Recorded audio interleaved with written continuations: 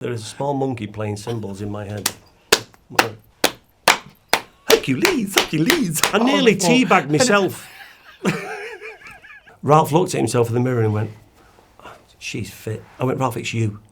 You're looking at yourself. Yeah, but she's fit, isn't she? I stand by it. She was so pretty. Hello, I'm Will Mellor. And I'm Ralph Little, and this is Two's Company with Radio Times.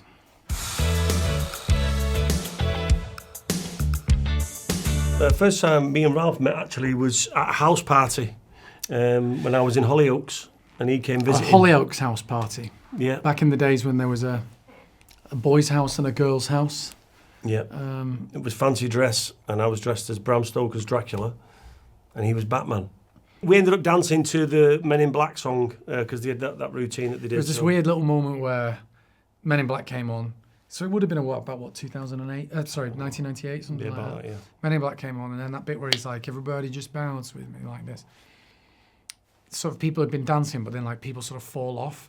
And two people in that room ended up knowing the entire routine, and those two people were me and him. So you've got Bram Stoker's Dracula and Batman going, everybody just walk with me, take a walk with me, like this. And then when we actually were cast together a few years later, I said, we have actually met before. I was at this house party. And he went, oh, really? I said, yeah, it's me and you ended up being the only two people on the floor who knew the Men in Black dance. And he went, were you Batman? I was like, yes. And there you go. And the rest is history. The rest is history. 20 years I've been trying to get rid of him. I suppose I found someone that made me laugh, and I seemed to make him laugh, and we laughed together. And I think that's the thing is, we had a good laugh. We were young, and just we got on. And then when we worked together on 2 Pints of Lager, we got paid to make each other laugh. Even the thing is, the scripts were funny, but the stuff that we did in rehearsals, and they were just really good times, and we had a good laugh. We'd walk off the set or walk out of the rehearsal room, continue just messing around and making each other laugh, and then walk in and carry on doing it on screen. And somehow I ended up getting paid for that. And misbehaving a lot as well. We were bad for each other because we got told off a lot. All the time. There was a time once where we were asked not to play darts in the pub. You know what I'm going to say? They said, please don't play darts because there were supporting artists around. I said, what could happen? What is the worst that We're just can happen? playing darts. We're not being irresponsible. This is on set. We're throwing darts at a dartboard. There's a dartboard here. There's like a partition here. And then there's seats here. Mm-hmm. One of the extras is sat there. And I threw a dart at the dartboard. It hit the wire. It was the most freak accident you've ever known. It was meant to be. It spun over the top of this protective partition and just went thunk into the extra seat. Stuck in his head. Everyone screamed. And we went, ah! Don't worry about it, it's fine. No problem. It's all right. Don't worry about it. He was really like, no problem. It's fine, honestly, don't worry. About it. It's no problem. It's hard to describe what it was like, 2 Pints. We're all very young, very naive, overly confident, kind of thought we knew it all. I think we were nice enough. We just had a good laugh. I think we were nice. I think we were nice kids, but like, you know, who doesn't think they know it all? It didn't feel like work. That's what I'd say. No, it was just basically five mates just being paid to just be mates and just have a laugh. And we had scripts that made us laugh, which is important. Yeah. So, and then we'd work with them in the week, and then we'd perform in front of a live audience, which was like doing theatre. Which we used to giggle on when we like. It was hilarious. We used to get in trouble for. I was suddenly realising that us getting in trouble is a recurring thing. Yeah, but as soon as someone says, can you please stop now, lads? Guys, don't laugh, we're running out of time. The audience has got to go in a bit. Game over. And he's crying, snot coming out of his nose. And I had to do a scene without him there once because they had to because I couldn't got look kicked at off him. The set. I couldn't look at him anymore. It was like, right, and what did you do it to? You just did it to like a mark on like nothing. Yeah, to nothing. You just had to, because there's a scene in 2 Pints where you're doing a line and literally nobody's there. It was a perfect time for us to do it in our lives, and it was a perfect show to do at that age because we just had a good time. We loved it. I suppose, it has in the last five years or so. I've seen a lot more of him now than I used to because obviously we have a podcast together and we have our series that we do together. And but you know, we're like typical blokes. Like we don't speak to each other every day. It's like time every day. We barely speak to each other. We can not speak to each other for like 8 months. Yeah, easily. But that's sort of part of it. But that that sounds like a bad thing, but it's actually quite a good thing. It's like we'll just go about our lives, and then the moment we pick up the phone or see each other again, it's like not a day has passed. Yeah. But I think that our friendship has changed quite profoundly in about the last 5 years, and specific in the last 5 years since we started our podcast, 5.5 years, and in the last 2 years since we've been doing Will and Ralph Should Know Better. I think that we've both grown as people individually, and our friendship has. But actually, I would partially credit Will with, you know, I'm a more thoughtful, introspective person than I was 5 years ago, and I think that he is too. And I think that a lot of that is due to the fact that we do regularly have to sit down, do our podcast, and are forced to discuss things. Now, look, a lot of it's just having a laugh about, wasn't this silly or whatever. But sometimes we'll get into conversations that we probably wouldn't necessarily get into otherwise, and I think it's really brought our friendship to a kind of different level. Yeah, and also obviously I've had 2 kids, and Ralph's got a PlayStation. Yeah. So we're very different, and that helps. Yeah, and I spend probably as much time on the PlayStation as you would spend with your kids, Yeah. Probably more. Well, I know what you're going to say. What? That you're scared of everything. You're going to say, he screams, he's scared of everything. That's what you're going to say, isn't it? What are you laughing at? Well, you know when what somebody's going to say, and you've like got it broadly, but then you've got it like when it's absolutely word for word. I open my mouth to go, I'll tell you what I've learned about Will. He's scared of everything. Well, do you know what? I'll tell you what it is. I vocalise how I feel, right? Ralph's sort of quite calm with everything, and if he is worried or panicking, he won't say nothing. He'll just. Whereas I'll be like, "What's that? Ah, ooh, what's that? Oh, I don't like that. Why are we doing that?" And I'm up there, down there, all over the place, and Ralph's sort of on a level. You are the loudest, shriekiest drama queen I've ever known in any situation. You are. It's like a bit of mud gets in his mouth. It's like, Ralph! Listen, it's pathetic. Yeah, I do that, yeah. But do you know what? I'll tell you what, doing this show, no matter what, we've got each other's back, and I think that's what helps, because there's been times when I've had a bit of a wobble, and he's been there for me. You'll be all right, Will. There's a little bit of that one. I don't think I've been there for him as much, because he's all right. It's me that's on the edge. I'm on the verge constantly. There's a duty of care when I do the job with him. Like I'm on day release. It's like I've been let out for the day. I'm essentially a sort of chaperone, carer, parent. But you know, it's fun. You know, you love your kids, don't you? Even your surrogate ones. Oh, there you go. The drag show. The drag show. Doing the drag show was something that I've always watched and thought, I would like to have a go at that. Because everyone says the transformation is unbelievable. You actually become someone else. And I thought, really, do you? And then we did it. And well, what was interesting about that was you were saying to me, because I wasn't that excited about it. I wasn't bothered. I wouldn't want anyone to think I was like, oh, I don't want to dress up as something, like as if I cared. But you were genuinely really excited about it. You're a huge fan of Drag Race. You were like, I can't wait to do this. Wanted to find out what my inner drag looked like, because he said everyone's got one. And that's it. And you said to me, you said it on screen, everyone's got an inner drag. And I was like, I don't think I have. And then, fascinatingly, we walked into the room. You had this idea already of what you wanted to look like, and I was like, whatever. And it took you quite a while to figure it out. Within 30 seconds, I was like, those boots are mine. Knee-high boots. He went, get them on me. I put them on, I was like, this feels like the real me. I'm not 100% sure. The transformation was immediate. I'm not 100% sure that character's not the real me, and this is just like a character. Yeah. It was unbelievable. It was amazing. And what an honour, like an honour to be able to do it and be accepted to do it, you know what I mean, on stage. At the Royal Vauxhall Tavern as well. It was an iconic venue. Yeah.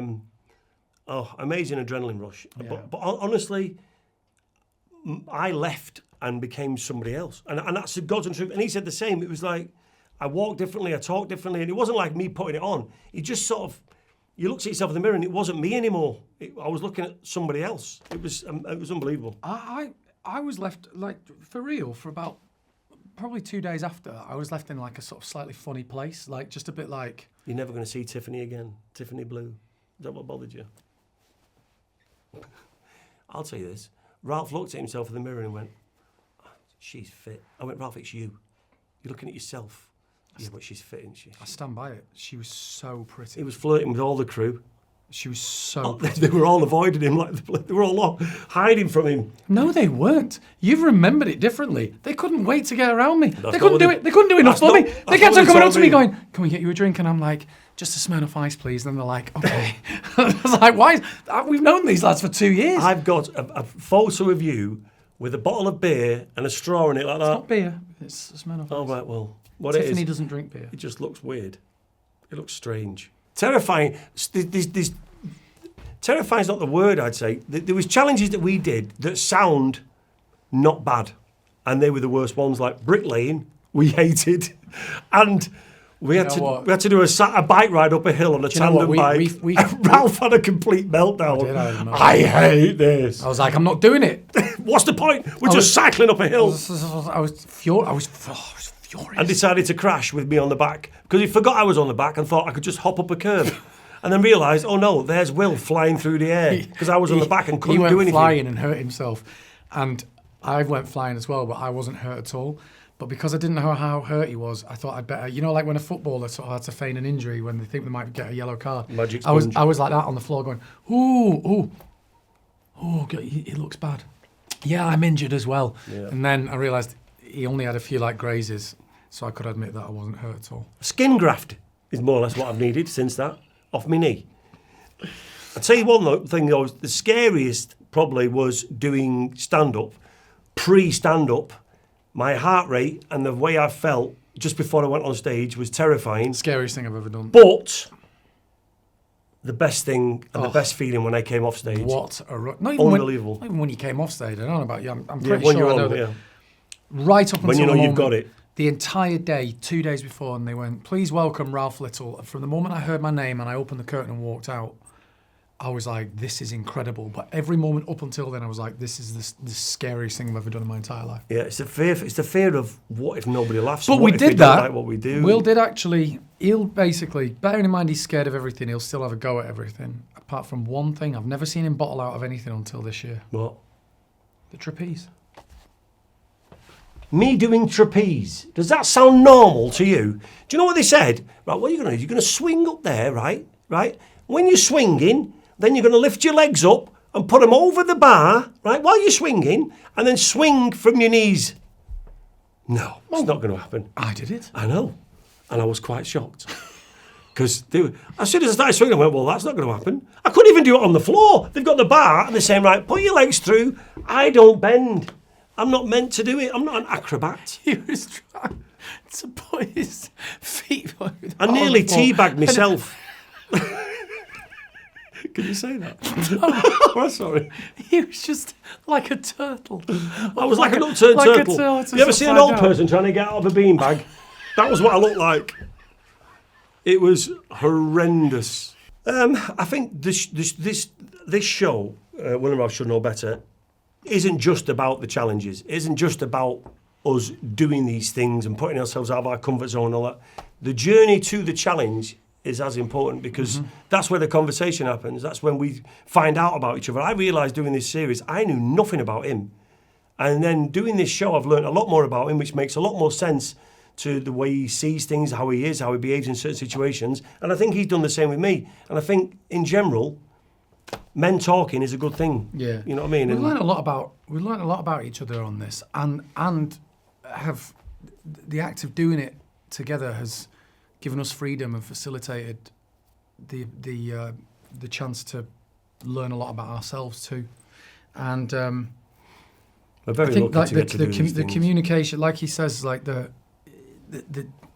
tasks or the challenges that we've done have brought about conversation that we might never have had. And it's not just, oh, didn't we do a bit of stand-up and didn't we do the trapeze and whatever. There's also like some quite important stuff there. You know, when we went to the Man Camp in Series 1 and we kind of like dig deep and kind of look at stuff that people are not necessarily that comfortable talking about. And we're not necessarily that comfortable talking about, but that was part of the challenge, wasn't it? Yeah, to actually just own that and talk freely. And also, through all the banter and all that sort of stuff, that's what loosens you up for the other stuff. So you think, oh, it's safe, I can talk here, I can be open a bit more.